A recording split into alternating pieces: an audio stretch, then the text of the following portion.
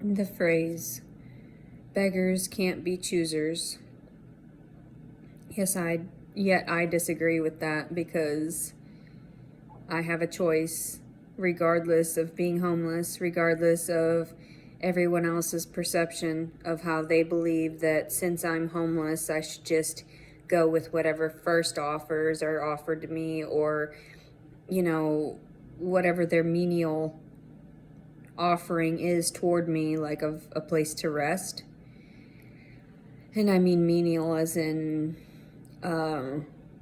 unkempt. So I just feel like I'm completely mortified that because I am at a low income and that I'm homeless, that I'm worth less to other people than even dogs. Because at one point, anyway, I mean, all of these different instances in my reality that just point to me being less than human because of the interactions that I've had, because of the fact that I've sought assistance and needing help for all the issues, the ailments that I suffer through because of this post-traumatic stress caused by the fact that no one ever looked into my case in particular. My pedophilic father and all that, and then also too when my daughter was removed from me and how I was just coerced into doing so, to sign those papers over, and people don't rationalize that a lot of victims don't speak up until after the fact. So I'm trying to relay my story as coherently and eloquently as possible, articulating as fluidly as I can in the English language. So I get invited to people's houses all the time here and there, and some people are disgusting.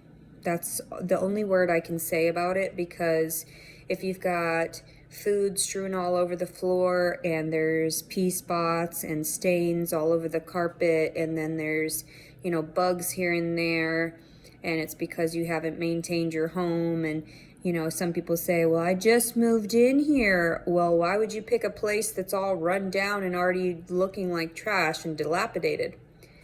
And I guess people tell me, who are you? Where do you come from? Why do you think that you deserve more than I've got?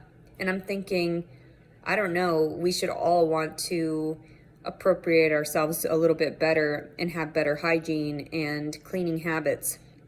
So I was spending the night at somebody's house, and I don't like talking about people. I don't like relaying all of this because honestly, it makes me look like I'm just sitting here talking about people. And in actuality, I'm talking about the horror that I've lived through.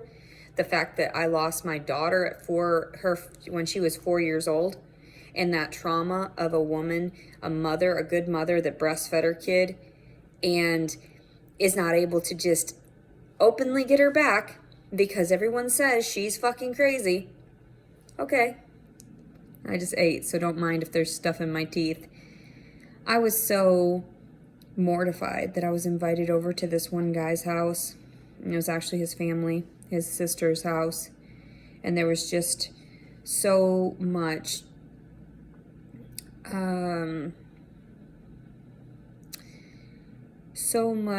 that was in disarray. And I'm not just saying like, oh, the couch was moved or whatever. I'm talking about people who have extra mattresses, and those mattresses look like they've got bed bugs and extra this and that, and they think that because they have a bed, because they have a TV that's half working, or because they have a certain house that's half functional, and this and this and this, that's not a home to me. I want something better than that. So if the universe keeps shoving me into all of these situations where these low-income people try to help me as a low-income person, I am literally going to hang myself in one of the gyms. No joke.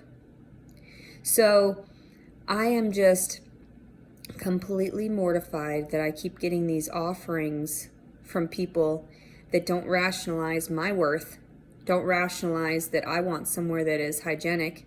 I'm allergic to a lot of dust mites and cockroaches, and I'm very cleanly in the sense that if I go to someone's house, I sit there and I clean incessantly, sanitizing everything. I see the urine, I see this, I see that. You know, when there's hair everywhere and dust piled up and pee stuck to that, and then also fingerprints from children all over the place, and no one ever sanitizes the light switch or the handles to the faucets or the handles to the toilets. Sanitation is very important to me. And I don't understand why I was raised feeling as though I wasn't privileged. I wasn't. I just went to a parochial school, a private school, where they taught us better on our own hygiene and our own self-awareness. So my whole life I've known to keep up and tend to things. I rationalize that here in the South, there's so many people that are just uneducated on simple, basic common sense and hygiene that it's becoming overwhelming for me.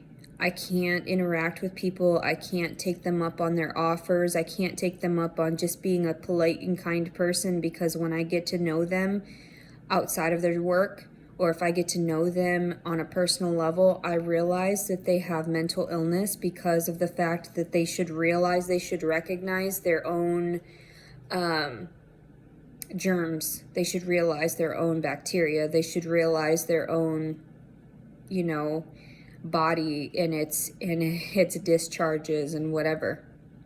I just don't understand people. I don't get it. I don't know where I belong. My whole life I've never really belonged anywhere, and I realize that it's because I see things that other people do not. And people told me all the time, they're like, well, that's crazy. Like, that makes you crazy. And I'm like, no, can you not see the germs on that? Do you not see this grime on this? Do you not see that that's unsanitary?